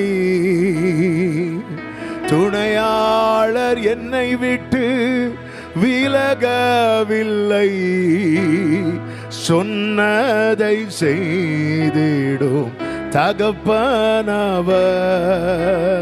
நம்புவேன் இறுதி வரை, நம்புவேன் இஸ்ரவேலர்கள் எகிப்திலிருந்து வெளியே வராங்க, அவங்களுக்கு தெரிந்த பாதை இருக்கிறது. பெலிஸ்தியர் தேச வழியாய் செல்வது சமீபமான பாதை, இது அவங்களுக்கு தெரிந்த பாதை. கர்த்தர் அதை பிளாக் பண்ணிட்டு தெரியாத பாதையை ஓபன் பண்றார். சிவந்த சமுத்திரம் செங்கடலை ரெண்டாக ஓபன் பண்ணுகிறார். கர்த்தர் உங்களுக்கு முன்பாக உங்களுக்கு நல்ல தெரிந்த பாதையை கர்த்தர் அடைக்கிறார்னா புரிஞ்சுக்கோங்க, தெரியாத ஒரு வழியை கர்த்தர் ஓபன் பண்ண போறாருன்னு அர்த்தம். ஆமென் சொல்லுங்க பார்க்கலாம். எதுக்கு ஆண்டவரை தெரிந்த பாதையில் என்ன நடத்தாம தெரியாத பாதையில் நடத்துறீங்கன்னா, நீ எல்லாத்துக்கும் என்னதான் டிபெண்ட் பண்ணி இருக்கணும். ஆமென். மாரா பக்கத்துல கர்த்தர் நடத்தி கொண்டு வந்தார். மாரா கிட்ட கொண்டு வருவாங்கன்னு அவருக்கு தெரியும். தெரிஞ்சுதான் அதை மதுரமாக்குற மரத்தை பக்கத்திலே வளர விட்டார். உங்க லைஃப்ல ஒரு மாறா இருக்குன்னா அதை மதுரமாக்குற காரியத்தை உங்க பக்கத்திலே தான் வைத்திருக்கிறார். ஒரு ஆமென் சொல்லுங்க பார்க்கலாம். மாறாவை கர்த்தர் காண செய்து நேரம் எங்க கொண்டு போறார் தெரியுமா? ஏலிமுக்கு கொண்டு போறார். உங்க லைஃப்ல இந்த நாள் மாறாவி நாளா இருந்தால் நாளைக்கு ஒரு ஏலிமை கர்த்தர் வைத்திருக்கிறார். ஏலிமை காணாமல் கானானுக்கு கர்த்தர் கொண்டு போக மாட்டார். ஆமென் சொல்லுங்க பார்க்கலாம். ஆனா நீங்க அந்த ஃபுல்லாவே ஆண்டவருடைய ஆசை என்ன அப்படின்னா, என்ன நீங்க டிபெண்ட் பண்ணி இருக்கணும். எல்லாரும் மேக ஸ்தம்பத்திலே அக்னி ஸ்தம்பத்திலையும் கர்த்தர் இருக்கிறத பார்த்தாங்க. ஆனா புதிய ஏற்பாட்டில் ஆவியானவர் ஒரு வெளிச்சத்தை பவுலுக்கு காண்பித்து கொடுக்கிறார். அவங்க மேக ஸ்தம்பத்தில் அக்னி ஸ்தம்பத்திலையும் மட்டும்தான் என்ன பார்த்தாங்க. ஆனா அவர்களோடு கூட இந்த கண்மலையாகிய கிறிஸ்து போயிட்டே இருந்தார். ஆமென். பல நேரத்தில் ஆண்டவரே என்ன நீங்க பனிஷ் பண்ணிட்டீங்களே, வனாந்தரம் பனிஷ்மெண்ட்னா உன் கூட கர்த்தர் இருக்க மாட்டார். பனிஷ்மெண்ட்னா என்ன தெரியுமாங்க? வனாந்தரம் அல்ல, கர்த்தர் என் கூட இல்லாம இருக்கிறார் தெரியுமா, இதான் பனிஷ்மெண்ட். ஹல்லேலூயா. ஆண்டவர் இல்லாத எகிப்து தான் பனிஷ்மெண்ட். ஆண்டவரோடு இருக்கிற வனாந்திரம் பனிஷ்மெண்ட் கிடையாது. இந்த இன்னைக்கு ஆராதனை வேளையில் வரும்போது, இந்த லைவ் கேட்டுட்டு வரும்போது அழகான ஒரு பாட்டு பாடிட்டு இருந்தீங்களே, உம்மோடு செலவிடும் ஒவ்வொரு நிமிடமும் வீணாக போகாது. அறியாத பாதை நீ போ அப்படிங்கிறார். ஆபிரகாம் புறப்பட்டு போகிறான். ஏன்னா ஆபிரகாம் ஒரு காரியத்தில் ஆபிரகாமுக்கு நிச்சயம் உண்டு. என்ன தெரியுமா? ஆண்டவரே, எனக்கு எதுனாலும் என்ன பார்க்கறது என்ன நடத்துறது நீங்க மட்டும்தான் ஆண்டவரே.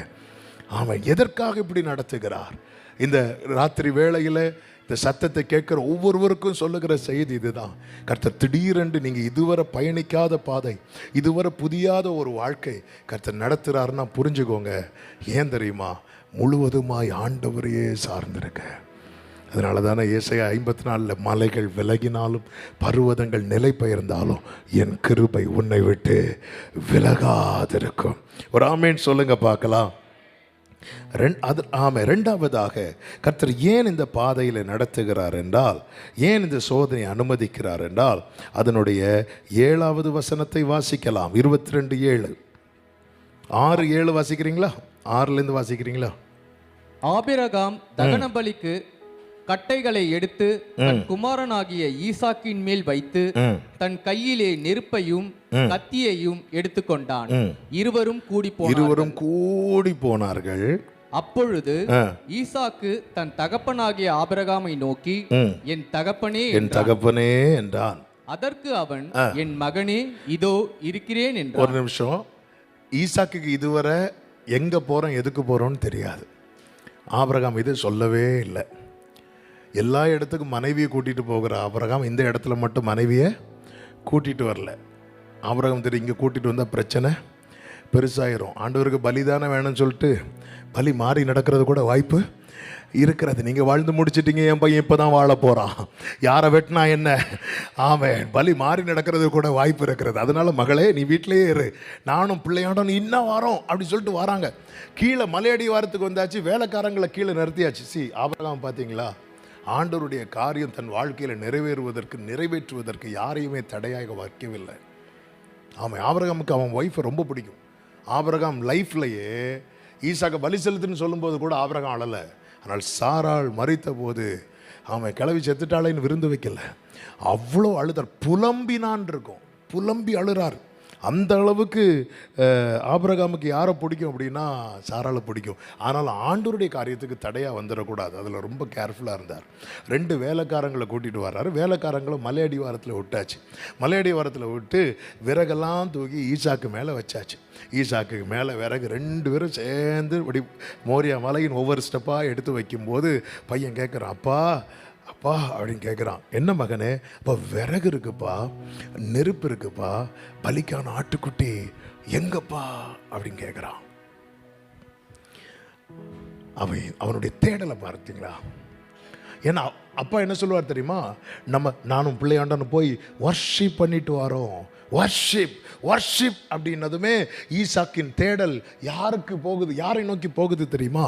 ஆட்டுக்குட்டியை நோக்கி போகுது. அவன் என் பிள்ளை சரியான நபரை தேட ஆரம்பிச்சிட்டான். ஆமென். எதற்காக கர்த்தர் இந்த பாதை அனுமதித்தார் தெரியுமா? ஆபிரகாமே, நீ விசுவாசத்தில் நின்றால் மட்டும் போதாது, உன் தலைமுறையை நான் விசுவாசத்தில் கொண்டு வர வேண்டும். ஒரு ஆமேன் சொல்லுங்க பார்க்கலாம். ஆமென். நான் உன் வாயில் அருளிய என் வார்த்தைகளை உன் வாயிலிருந்தும் உன் சந்ததியின் வாயிலிருந்தும் உன் சந்ததியின் வாயிலிருந்தும் நீக்குவதில்லை என்று ஆணையிட்டு சொன்னேன் என்று கர்த்தர் சொல்லுகிறார் அல்லவா? உன் தலைமுறையை இந்த லைன்ல கொண்டு வரணும். நல்லா புரிஞ்சுக்கோங்க. ஆமென். என் பிள்ளை தேட வேண்டியவரை தேட ஆரம்பிச்சுட்டாங்கிற நிச்சயம் மட்டும் நமக்கு வந்துட்டுன்னு வைங்களேன், நம்ம கண்ணை மூட பயப்பட மாட்டோம். ஹல்லேலூயா. என் பிள்ளை தேட வேண்டியவரை தேட ஆரம்பிச்சுட்டான். அவன் என்ன கேட்டிருக்கணும்? அப்பா அம்மா எங்கப்பா கேட்டிருக்கணும். இல்ல, ஆட்டுக்குட்டி எங்கப்பா. இதுவரை ஆபிரகாம் 3 நாள் வாயை திறக்கல. எந்த கான்வர்சேஷனும் 2 பேருக்குள்ள போனது மாதிரி பைபிள்ல இல்லை. ஆமாம், வேணா இப்படி கேட்டிருக்கலாம், பசிக்காடா? இல்லை. அது வரைக்கும் எப்படி நடந்தாங்க? ஒன்று ஆபிரகாம் முன்னாடி நடப்பார், ஈசாக்கு பின்னாடி நடப்பார், அல்லது ஈசாக்கு முன்னாடி நடப்பார், ஆபிரகாம் பின்னாடி நடப்பார். இந்த இடத்துல வரும்போது தான் 2 பேரும் சேர்ந்து போகிறாங்க. 1000 வேதனைகளை உள்ளே அடக்கி வைத்து கொண்டு கர்த்தர் சொன்ன வார்த்தையை செய்தே ஆகணும். அடுத்து என்ன நடக்க போகுது எதுவுமே தெரியாது ஆபிரகாமுக்கு. ஆமேன். விறக தூக்கி பையன் மேலே வைக்கிறார். ஆமேன். அதில் கூட எவ்வளோ ஒரு ஆச்சரியமான ஒரு கிருபையை பாருங்க. தகப்பனுக்கு தெரியும் என் பையனுக்கு எவ்வளோ வெயிட் தூக்க முடியும்னு. ஆமேன். வீட்டில் இருந்தே விறக தூக்கி ஈசாக்கு தலையில் வைத்தா பாதியிலே ஈசாக்கு தளர்ந்திருப்பான். ஆமேன். அவனுக்கு தெரியும் மலை அடிவாரத்தில் போய் இவன் தலையில் தூக்கி வச்சா போதும், வீட்டிலேருந்தே வச்சா பாருங்க, ஒரு உலக தகப்பனுக்கு தன் மகனுக்கு எவ்வளவு பாரம் சுமக்க முடியும் என்பது தெரியுமானால், பரலோக தகப்பன், நம்ம ஆராய்ந்து அறிந்திருக்கிற தகப்பன், திராணிக்கு மேல சோதிக்க அவர் விடவே மாட்டார். நம்புறவங்க மட்டும் கரங்களை தட்டி ஆமேன் சொல்லுங்க பார்க்கலாம். ஹல்லேலூயா. இவ்வளவு தான் என் பிள்ளைக்கு சுமக்க முடியும்னா அதுக்கு மேல ஒரு கிராம கூட ஆண்டவர் கூட்ட மாட்டார். ஆமீன் சொல்லுங்க பார்க்கலாம். அவர் தாங்கவும் செய்வார், தப்பி போக கிருபையும் ஆண்டவர் தருவார். இப்போ 2 பேரும் போயிட்டு இருக்கும்போது அடுத்து என்ன தெரியலையே, என் பிள்ளைக்கு நான் என்ன ஆன்சர் பண்ணுவேன், அவனுக்கு முன்னாடி நான் கத்தி எடுக்க போகிறேனே, ஒரு கொசு கூட கடிக்க விடாமல் நான் என் பிள்ளைய புத்தி வளர்த்தேனே, இப்போ கத்தியை வாங்கணுமே.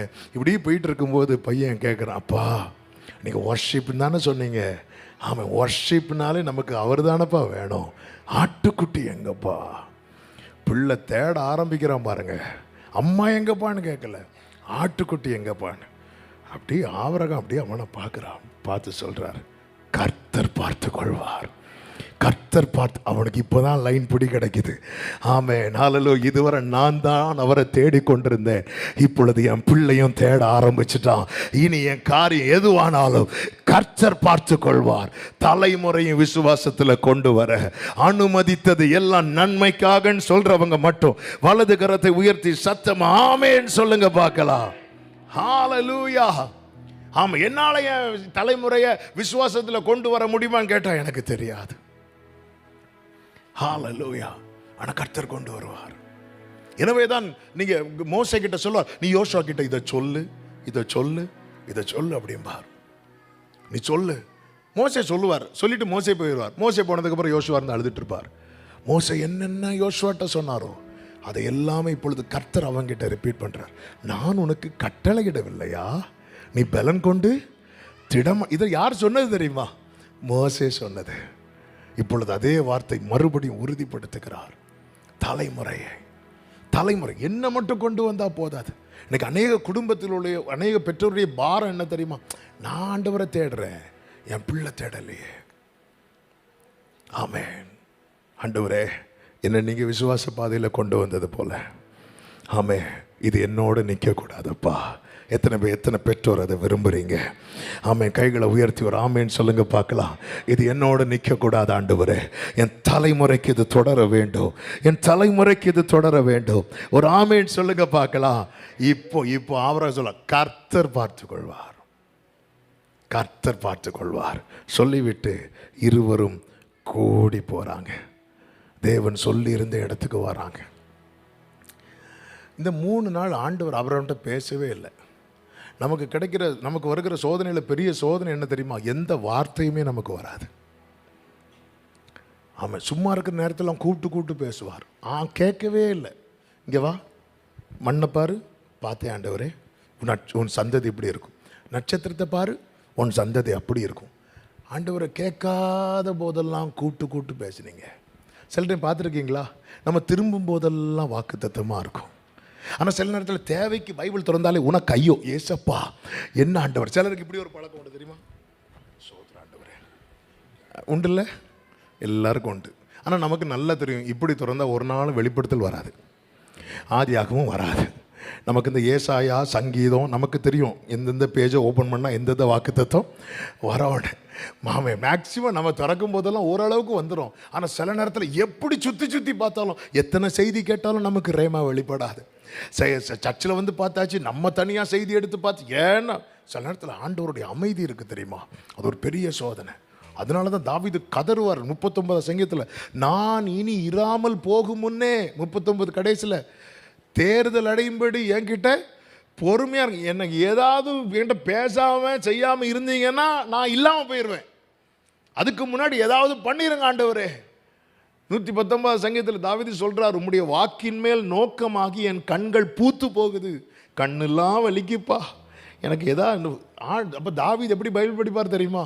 அவருக்கான ரேமா கிடைக்கிறது வரைக்கும் அவர் பைபிளை படிச்சுட்டே இருப்பார். ஆமாம், நமக்கு என்னென்னா, நான் இன்றைக்கி ஒரு அதிகாரம் படிப்பேன், அதுக்குள்ளே நீங்கள் பேசிடணும். பேசலையா நாளைக்கு பேசலாம், அவ்வளோதான். ஆமாம், நான் படிக்கிறதுக்குள்ளே நீங்கள் பேசணும். 1 hour ஜோம் பண்ணுவேன், 1 hourக்குள்ளே நீங்களும் பேசணும், நானும் பேசணும், எல்லாம் முடிக்கணும். அதுக்கப்புறம் நீங்கள் வந்து புதுசாக பேச வரேன்லாம் சொல்ல முடியாது. அப்படி வந்தாலும் நான் என் ஆத்மாவே போட்டு ஃபோனை வச்சுருவேன் ஆண்டவரே. ஆமாம், எனக்கு தாவீது அப்படி கிடையாது. அவரை வந்து கண்ணு பூத்து போகுதான். அவர் வந்து பைபிள் திறப்பார், அப்படி படிச்சுட்டே இருக்கும்போது அந்த ரேமா கிடைக்கிறது வரைக்கும் அவர் படிச்சுட்டே இருப்பார். இப்படி பைபிள் படிக்கிறவர்கள் பாக்கியவான்கள், அவர்களுக்கு டெய்லி வார்த்தை கிடைத்து கொண்டே இருக்கும். ஒரு ஆமேன்னு சொல்லுங்கள் பார்க்கலாம். நீங்கள் இப்படி பைபிள் படிங்க, நீங்கள் ரெகுலராக படிக்கிறதெல்லாம் படிங்க.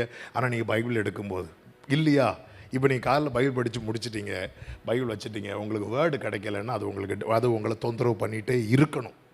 ஆண்டவரே கிடைக்கல, ஆண்டவரே கிடைக்கல, ஆண்டவரே. திருப்பி கொஞ்சம் நேரம் கழித்து திருப்பி பைபிள் எடுங்க, வேர்டு கிடைக்குங்க. இந்த என்னை தேடுங்கள் கண்டடைவீர்கள், கண்டு அடைவீர்கள். நீ கண்டு அடைவாய், அடையாமல் போக மாட்டேன், அடைவாய். தேடணும், இந்த தேடல் நமக்கு இருக்கணும். தலைமுறை ஆண்டவரை தேடுது அப்படின்னு தெரிஞ்சதுமே ஆபிரகாம் தைரியமாக சொல்ல, கர்த்தர் பார்த்து கொள்வார். ஹல்லேலூயா. யெகோவாயிரே எல்லாம் பார்த்து கொள்வார், தேவையை நிறைவாக்குவார்.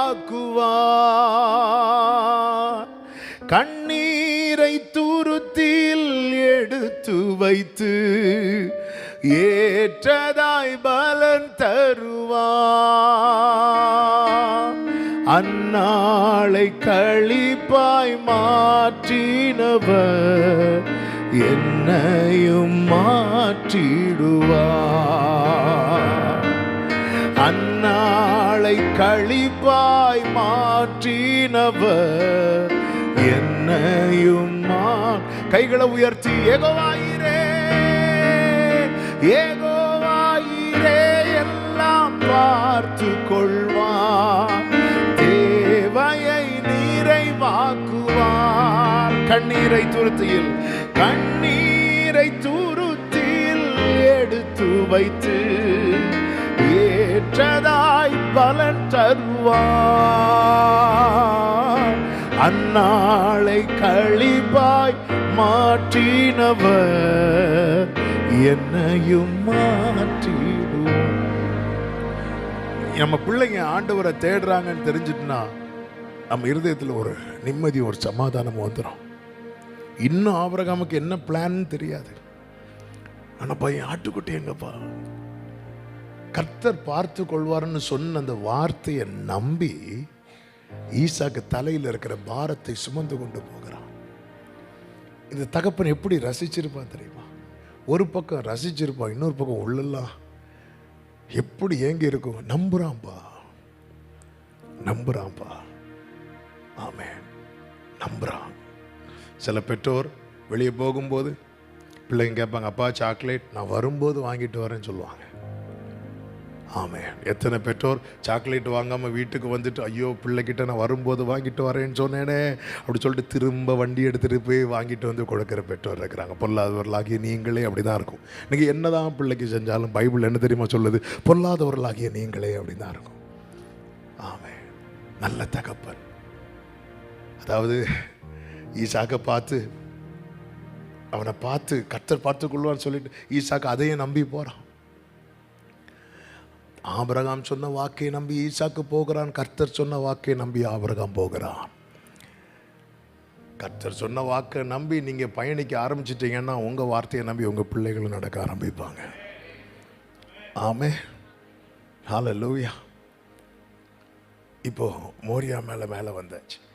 அங்கு ஏற்கனவே பலிபீடம் கட்டப்படவில்லை. ஆபிரகாம் ஒரு லோடு கல்லை கொண்டு வந்து இறக்கல. இனி பலிபீடம் கட்டணும். ஏன்னா பலி செலுத்த சொல்லியிருக்கிறார். தகன பலி செலுத்த சொல்லியிருக்கிறார். பலிபீடம் கட்டணும். யார் பலிபீடம் கட்டினா? ஆபிரகாமும் ஈசாக்கும். ஒவ்வொரு கல்லா எடுத்து வச்சிருப்பாங்க. அங்கே மலை அல்லவா, அங்கெங்கே கல் கிடக்கும். ஆபிரகாம் சொல்லுவார், ஈசாக் நீ அந்த பக்கத்துலேருந்து கல் எடுத்துட்டு வா, இந்த பக்கத்துலேருந்து கல் எடுத்துட்டு வா. ஒவ்வொரு கல்லா எடுத்து வைக்கிறாங்க. ஆபிரகாமுக்கு அடுத்த சீன் ஆபிரகாம் நினைச்சாலே ஆபிரகாமுக்கு நெஞ்சு வலிக்கும். ஆனால் அடுத்த சீன் என்னன்னு ஈசாக்கு தெரியாமல் ஈசாக்கு கல் எடுத்து வைக்கிறான்.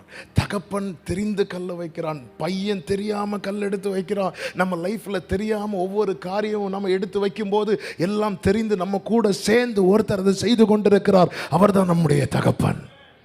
ஹல்லேலூயா. அடுத்து என்ன அப்படின்னு ஆபிரகாமுக்கு தெரியும். அடுத்து என்ன அப்படின்னு ஈசாக்குக்கு தெரியாது. ஆனால் அப்பா செய்ய சொன்னார், நான் செய்கிறேன். அப்பாவும் என் கூட சேர்ந்து செஞ்சிட்டு இருக்கிறார். இதுதான் தகப்பன் பிள்ளையுடைய உறவு. எனக்கு அடுத்து என்னன்னு தெரியாது, ஆனால் எங்கள் அப்பாவுக்கு தெரியும் அடுத்து என்னன்னு. எனக்கு ஒரு தகப்பன் இருக்கிறார். மனதார அப்பா என்று அழைக்கிற புத்திர ஸ்வீகாரத்தை அவர் எனக்கு கொடுத்திருக்கிறார். எனக்கு தெரியாது வாட் இஸ் நெக்ஸ்ட், ஆனால் எனக்கு நன்றாய் தெரியும் அவருக்கு தெரியும் அடுத்து என்னன்னு. ஆமேன் சொல்லுங்க பார்க்கலாம். ஒவ்வொரு கல்லா எடுத்து வைக்கிறாங்க. மினிமம் ஒரு 2 to 3 hours ஆயிருக்கும் ஒரு பலிபீடம் கட்டுறது. ஒரு 2-3 மணிக்கூர் பலிபீடம் கட்டுறது. ஹல்லேலூயா. ஆமென். ஆண்டவர் பாருங்க கல்லு போட வைக்கிறார். கல்லெடுத்து வைக்கிறார். கல்லெல்லாம் எடுத்து வச்சாச்சு. ஈசாக்கு கிட்ட மெதுவாக சொல்லியிருப்பார். ஏன்னா அப்பாவும் பையனும் மட்டும்தான் இருக்கிறாங்க. வேலைக்காரங்க மலையடிவாரத்தில் இருக்கிறாங்க. ஈசாக்குக்கு குறையாம 20 to 30 வயசு இருக்கும். சிலர் சொல்கிறாங்க 30 வயசுன்னு சொல்கிறாங்க, சிலர் 33 வயசுன்னு சொல்கிறாங்க. ஜீசஸோட கம்பேர் பண்ணி சொல்லும்போது 33ன்னு சொல்கிறாங்க. எப்படி இருந்துட்டு போட்டோம், மினிமம் 20 வயசு. ஏன்னா இந்த ஈசாக்கு தலையில் எதை தூக்கிட்டு போகிறாரு தெரியுமா? மலை கீழே இருந்து விறக தலையில் வச்சு மலை மேலே வர கொண்டு போகிறாரு. அப்போது ஒரு யங் ஸ்டேஜ், ஒரு வாலிபன். அப்போ ஈசாக்குக்கு 20 வயசுன்னா ஆபிரகாமுக்கு எவ்வளோ வயசு இருக்கும்? 120 வயசு. கரெக்ட், 120 வயசு. ஆமென். 20 வயசு வாலிபனுக்கு பலம் ஜாஸ்தியா, 120 வயசு தாத்தாக்கு பலம் ஜாஸ்தியா? அப்போ வலுக்கட்டாயமாக ஈசாக்கு கையை காலை பிடிச்சி கட்ட முடியாது. மகனே அப்படி சொல்லிட்டு கத்திய வாங்கினா ஒருவேளை கண்ணு கூட எடுப்பான், தெரியாது. அவன் வலுக்கட்டாயமாக கையை காலை பிடிச்சி கட்ட முடியாது. அந்த இடத்துல போய் என்ன நடந்திருக்கும்? சிம்பிள். ஆபிரகாம் சொல்லியிருப்பார், மகனே எல்லாம் ரைட்டுப்பா, விறகு அடுக்கியாச்சு, ஒன்றை தான் பலி செலுத்த சொன்னார். ஆமென். ஈசாக்கு உடனே கீழ்ப்படிந்தான். கர்த்தருடைய சொல்லுக்கு ஆபிரகாம் உடனே கீழ்ப்படிந்தான். ஆபிரகாம் சொல்லுக்கு ஈசாக்கு உடனே கீழ்ப்படிந்தான். பெற்றோரே, நீங்கள் கர்த்தருக்கு உடனே கீழ்ப்படிந்தால் உங்கள் பிள்ளைகள் உங்களுக்கு உடனே கீழ்ப்படிவார்கள். ஒரே ஒரு ஆமேன் வருது. ஹல்லேலூயா. ஆமேன். என் பிள்ளை கீழ்ப்படியவே மாட்டேங்கிறான். ஆமேன். ஆண்டவருடைய பாப்பார். இதுதான் நான் இத்தனை வருஷமாக உன்னை பார்த்து சொல்லிகிட்டே இருக்கிறேன். ஆமேன். இல்லைன்னா அதனால தான் நம்மக்கிட்ட சொல்லவே இல்லை பலி செலுத்துன்னு. ஆமேன். அவன் பலி மாறி நடக்கும், என்ன வேணாலும் நடக்கும். ஆமேன். பாருங்கள், உடனே கீழ்ப்படிதல். ஆமேன். நல்ல நற்கிரியைகளை விதைப்போம், தலைமுறை இடத்துல அது வெளிப்படும். ஹல்லேலூயா. ஒரு ஆமேன் சொல்லுங்க பார்க்கலாம். கர்த்தருக்கு மகிமை உண்டாகும். இல்லைன்னு வைங்களேன், அப்பாவுக்கு கண்ணு தெரியாத அப்பாவை யாக்கோபை ஏமாத்தினார் வஸ்திரத்தை வச்சு. கண்ணு தெரிஞ்ச யாக்கோபை பிள்ளைங்க ஏமாத்தினாங்க வஸ்திரத்தை வச்சு. ஆமாம். இது யாருடைய வஸ்திரம்? யோசேப்புடைய வஸ்திரம். ஆமாம், என் பிள்ளை செத்துட்டான், போச்சு. ஆமாம். எப்படி ரிப்பீட் ஆகுது பார்த்தீங்களா? ஆமாம். கண்ணு தெரியாத அப்பாவை யாக்கோபை ஏமாத்தினான். கண்ணு தெரிஞ்ச யாக்கோபை மாமனார் ஏமாத்தினார். பொழுது விடிந்து பார்த்தபோது மேக்கப் கலைந்தது. ஆண்டவரை தெரியாமல் கட்டிட்டேனே, ஆண்டவரை தெரியாமல் கட்டிட்டேன். ஃபோட்டோவில் இது இல்லையே, டிஸ்பிளேயில் இருந்தது வேற, வாங்கினது வேற. சில ஆன்லைனில் ஆர்டர் பண்ணுவாங்க தெரியுமா? ஆமென். பொழுது விடிந்த போது எல்லாம் போனது. உண்மையில் அவன் வாழ்க்கையில் பொழுது விடிஞ்சுதுன்னு நினச்சான், எல்லாம் போச்சு. நம்ம எதை விதைக்கிறோமோ அதான் இருக்கிறோம். எகிப்துக்கு போகும்போது, ஆமென், பஞ்சகாலத்தில் எகிப்துக்கு போயிட்டு வரும்போது ஆபிரகாம் போய் சொன்னான், என் சகோதரின்னு. அதே காரியம் ஈசாக்குன்னு சொல்கிறாரு, என் சகோதரின்னு. ஆமென். சில காரியங்கள் அப்படி ரிப்பீட் ஆகும், நீங்கள் பார்த்தீங்கன்னா தெரியும். ஆமென். ஆபிரகாம் பாருங்க, ஈசாக்கை பலிபீடத்தில் கடத்தியாச்சு. இப்போ நான் உங்ககிட்ட ஒரு கேள்வி கேட்குறேன், அங்கே ஈசாக்க பலி செலுத்தினானா இல்லையா?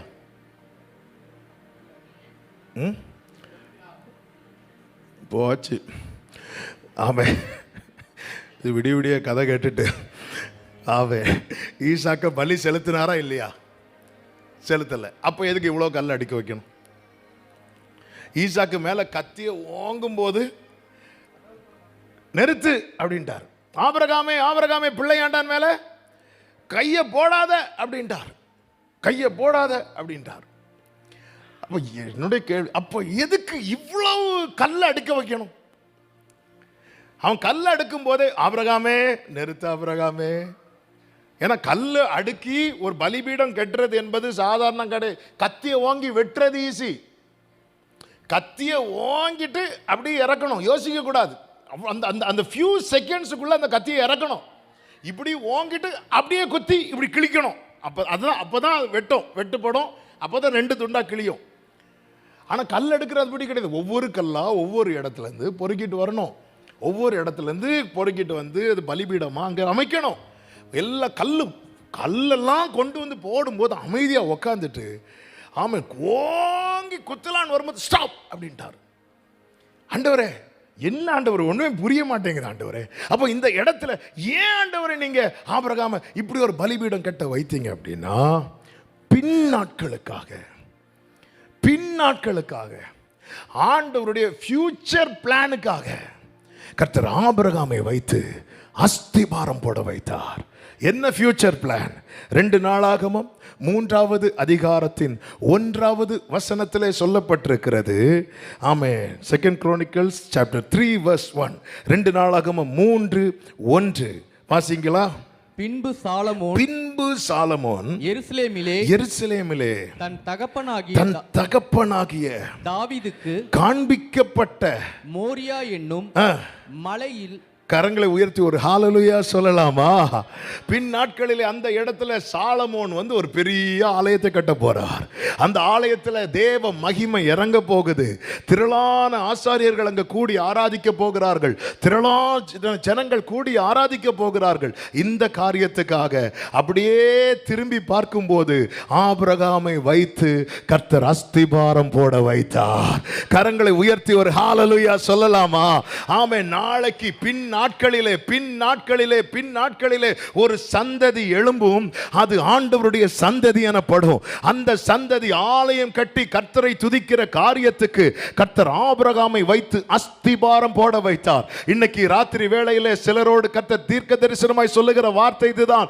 சில செயல்கள் உனக்கு புரியாது, ஆனா தலைமுறைக்காக கர்த்தர் உன்னை கொண்டு சில காரியங்களுக்கு அஸ்திபாரம் போட வைத்திருக்கிறார். நம்புறவங்க மட்டும் கரங்களை தட்டி ஆமென் சொல்லுங்க பார்க்கலாம். ஆமென். தலைமுறைக்காக ஆமென். கர்த்தர் உங்களை கொண்டு சில காரியங்களுக்கு அஸ்திபாரம் போட வைத்திருப்பார்.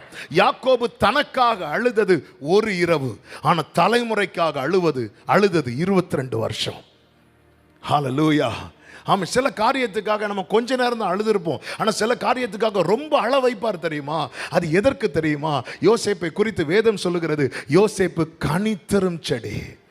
எகிப்தில் அந்த செடியை வளர்றதுக்காக இங்கிருந்து யாக்கோபு அழ வச்சார். பார்த்தீங்களா? ஆமாம். நம்ம நினைக்கிறோம் என் கண் என்னை இப்படி அழ வைக்கிறாரேன்னு. அது கண்ணீர் மட்டுமல்ல, உன் தலைமுறை வளர்ப்பதற்கான தண்ணீரும் அதுதான். ஹalleluya. நமக்கு இப்போ புரியாது, நிறைய காரியத்துக்கு அஸ்திபாரம் போட வைத்திருப்பார். ஆமென். இன்றைக்கு மினிஸ்ட்ரியில் கிருபையினால சொல்றேன், நாங்கள் பார்க்கிற பல காரியங்களுக்கு என் தகப்பனை வைத்து தேவன் அஸ்திபாரம் போட்டார். ஹalleluya. அதே போல நான் நம்பி சொல்லுவேன், அடுத்த தலைமுறைக்காக அநேக காரியங்களுக்கு கர்த்தர் அஸ்திபாரம் போட வைத்திருக்கிறார். கர்த்தரை நம்புகிறவன், கர்த்தரை விசுவாசிக்கிறவன் பதறான். ஹalleluya. அளவுக்கு மிஞ்சி அள வைக்கிறாரா ஆண்டவரே? என்ன ஆண்டவரே, புரியல ஆண்டவரே. ஆமென். அன்று ஆமென், ஏசா 20 வருட பிரச்சனை ஆமென் என் லைஃப்ல மாறுறதுக்கு ஒரு நைட்டு தானே அழுதேன். ஆனா இப்பொழுது நான் அழுது கொண்டே இருக்கிறேனே, என்ன அழ வைத்து கொண்டே இருக்கிறீரே. தலைமுறைக்கான அஸ்திபாரம், தலைமுறைக்கான அஸ்திபாரம். என் ஆண்டவர் ஒருபோது தீமை செய்கிறவர் அல்ல. அவருடைய தீர்மானத்தின்படி அழைக்கப்பட்டவர்களாய் அவரிடத்தில் அன்பு கூறுகிறவர்களுக்கு வலது கரத்தை உயர்த்தி சத்தமா ஆமென் சொல்லுங்க பார்க்கலாம். சகலமும் சகலமும் நன்மைக்கு ஏதுவாய். எனவேதான் சில கண்ணீரின் பாதையில் நடக்கும்போது சோர்ந்து பின்வாங்கி விடாதே, முறுமுறுத்து விடாதே, ஏன் என்று கேள்வி கேட்காதே. உன்னுடைய பின்னாட்களில் உபாகமம் 8:15 உன்னுடைய பின்னாட்களில் உனக்கு நன்மை செய்யும் பொருட்டு உன்னை சிறுமைப்படுத்தி உன்னை சோதிக்கிறார். ஹalleluya. டி மேஜர் கொடுங்களேன். உன்னுடைய பின்னாட்களிலே உனக்கு நன்மை செய்யும் பொருட்டு. ஹalleluya. எதை நினைத்தும் நீ கலங்காதே மனமே, யெகோவா தேவன் உன்னை நடத்தி செல்வா, யெகோவா தேவன் உன்னை நடத்தி செல்வா. சாலமோன் எந்த இடத்துல ஆலயம் கேட்டானோ அதே லெவல் அப்படி அப்படின்னு கேட்டான். அதுக்கு பின்னாடி ஒரு சரித்திரம் உண்டு. தாவீதின் கண்ணீர் உண்டு. அதுல இன்னும் பிளாஷ்பேக் போனா ஆமென், முற்பிதாக்கள், உன் முற்பிதாக்கள் நாட்டின பூர்வ எல்லைக்குறியை மாட்டாதே. இதுக்காக அஸ்திபாரம் போடப்பட்டிருக்கிறது. அன்னைக்கு ஆபிரகாம் அந்த கல் எடுத்து வைக்கும் போது கண்ணீர் கண்ணீர் கண்ணீரோடு விதைக்கிறவர்கள் கம்பீரத்தோடு அறுப்பார்கள். சாலமோன் நாட்களில் ஆர்ப்பரிப்பு, ஆர்ப்பரிப்பு, என்ன ஆர்ப்பரிப்பு. இன்ஸ்ட்ருமெண்ட் பிளே பண்றவங்க வரிசையா நிற்கிறாங்க. ஆனா இதே இடத்துல, இதே மோரியா மலையில பல 100 வருடங்களுக்கு முன்பதாக ஒரு அப்பாவும் பையனும் இருந்து 2 பேர் இன்னைக்கு ஆயிரக்கணக்கானோர் 2 பேர் அஸ்திவாரம் போட்டுட்டு இருக்கிறாங்க. அவங்களுக்கு தெரியல இது அஸ்திவாரம். ஒவ்வொரு கல்லா பொறுக்கி பொறுக்கி எடுத்து வச்சாங்க. ஒவ்வொரு கல்லா அங்கிருந்து கொண்டு வருவாங்க, இங்கிருந்து கொண்டு வருவாங்க. சகலமும் சகலமும். அதனாலதான் தாவீது ஆலயத்துக்கான பணத்தை எல்லாம் சேர்க்க வச்சுட்டு நீ கிளம்புன்ட்டாரு. தலைமுறை எழுதா கெட்ட வைத்தார். ஹல்லேலூயா. நிறைய காரியங்களுக்கு நம்மை பிரயாசப்பட வைப்பார். பிரயாசத்தின் பலனை நான் காணலையே ஆண்டவரே, கவலைப்படாதீங்க. ஒன்று உங்களை பார்க்க வைப்பார், இல்லையா உங்க தலைமுறையை பார்க்க வைப்பார். என் ஆண்டவர் உண்மை உள்ளவர். நல்ல கரங்களை தட்டி ஆமென் சொல்லுங்க பார்க்கலாம். அவர் உண்மை உள்ளவர், அவர் உண்மை உள்ளவர். அவர் கைவிட மாட்டார், ஒருபோதும் கைவிடா, ஒரு நாளும் விலகிடா, ஒருபோதும் கைவிடா, ஒரு நாளும். ஆமென். ஒரு தான் தேற்றுவது போ என் நேசர் தேற்று. ஆமென்.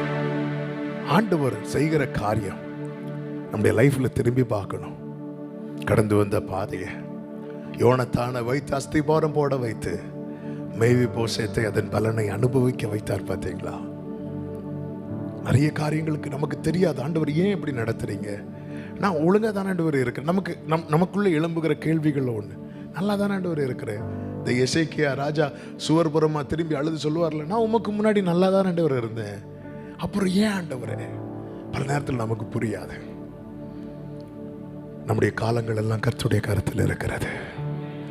கர்த்தர் எதை செய்தாலும் சரி, எதை அனுமதித்தாலும் சரி, எந்த பாதையில் நடத்தினாலும் இன்று ஒருவேளை அது நமக்கு கடினமாகவோ தீமையாகவோ தோன்றலாம். ஆனால் இது எல்லாம் நாளைக்கு நன்மையாய் மாறப்போ போகிறது. ஒரு விஷயம், உங்கள் வலது கரத்தை உயர்த்தி, ஆண்டவரே என்னை நீர் நடத்துகிற எல்லா பாதைகளுக்காக ஸ்தோத்திரம் ஆண்டவரே. மனதார தேங்க் பண்ணுங்க ஆண்டவரே. நீர் என்னை நடத்துகிற என் வாழ்க்கையில் அனுமதிக்கிற எல்லாவற்றுக்காக உமக்கு ஸ்தோத்திரம், ஸ்தோத்திரம், ஸ்தோத்திரம், ஸ்தோத்திரம். ஆமேன் சொல்லுங்க பார்க்கலாம்.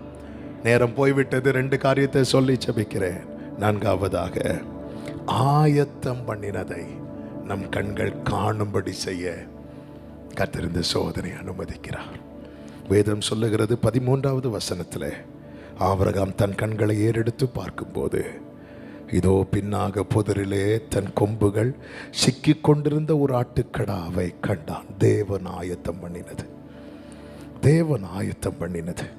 ஈசாக்கு கேட்டது ஆட்டுக்குட்டி, கர்த்தர் கொடுத்தது ஆட்டுக்கடா. வேத கணக்கின்படி பலி செலுத்தப்பட வேண்டிய ஆட்டுக்குட்டியின் வயது 1, ஆட்டுக்கடாவின் வயது 3. ஆபிரகாமுக்கு இந்த சோதனை அனுமதித்து 3 நாள் தான் ஆச்சு. ஆனால் இந்த சோதனைக்கான ரிசல்ட்டு, நன்மையை கர்த்தர் ஆயத்தம் பண்ணி 3 வருஷம் ஆச்சு. ஒரு ஆமேன் சொல்லுங்க பார்க்கலாம். அப்போ தேவன் எனக்கு வாழ்க்கையில் ஒன்று அனுமதிக்க போறார்னா அதுக்கு முன்னாடி எல்லாத்தையும் கர்த்தர் ரெடி பண்ணி வச்சுட்டார்.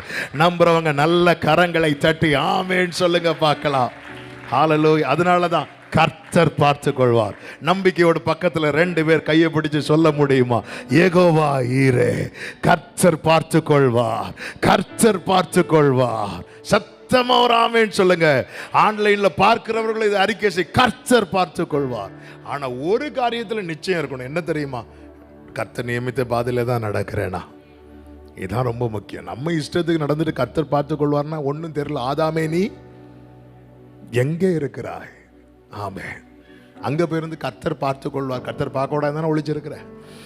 ஆமே, ஆதாமே நீ எங்கே இருக்கு? அப்படி இல்லை, இது ஆண்டவர் போட்ட ட்ராக்.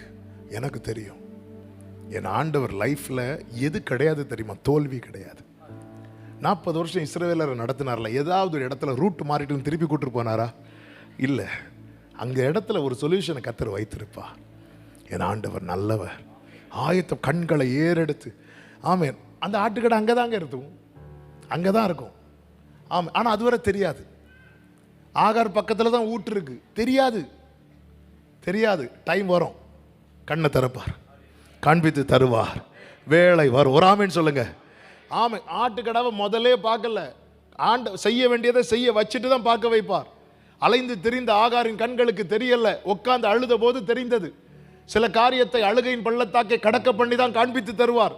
தேவன் சில பாதை நம்ம லைஃப்ல சில காரியத்தை அவர் நம்முடைய லைஃபுடைய ரூட் எல்லாம் போட்டுட்டார். அப்படிதான் நடக்கணும், அந்த பாதையில தான் கொண்டு வரணும். 37வது அதிகாரத்தில் உலர்ந்த எலும்புகள் நிறைந்த பள்ளத்தாக்கையில் எலும்புகளை காண்பித்து கொடுத்துட்டு தான் 47வது அதிகாரத்தில் விருட்சங்களை கர்த்தர் எசேக்கியேலுக்கு காண்பித்து கொடுக்கிறார். சில பாதையை கர்த்தர் அப்படிதான் டிசைன் பண்ணி இருப்பார், நமக்கு தெரியாது. எல்லாமே நன்மையாய் தான் மாறும்.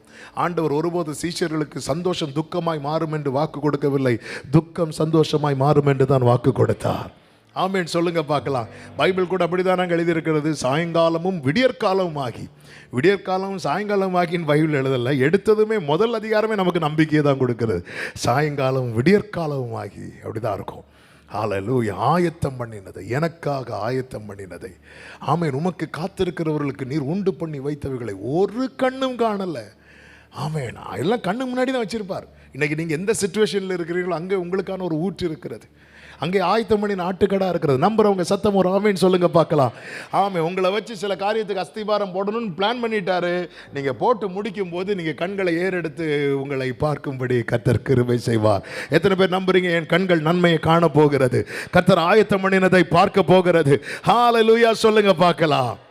5வது ஒரு காரியத்தை சொல்லி நான் ஜெபிக்க விரும்புகிறேன். கர்த்தர் ஏற்கனவே கொடுத்த வாக்குத்தத்தத்தை உறுதிப்படுத்துவதற்காக 22வது அதிகாரத்தின் 17-18 வசனங்கள். நான் உன்னை ஆசீர்வதிக்கவே ஆசீர்வதித்து உன் சந்ததியை வானத்து நட்சத்திரங்களைப் போலவும் கடற்கரை மணலைப் போலவும். 13வது அதிகாரத்தில் கடற்கரை மணல்னு சொல்லியிருப்பார் உன் சந்ததி.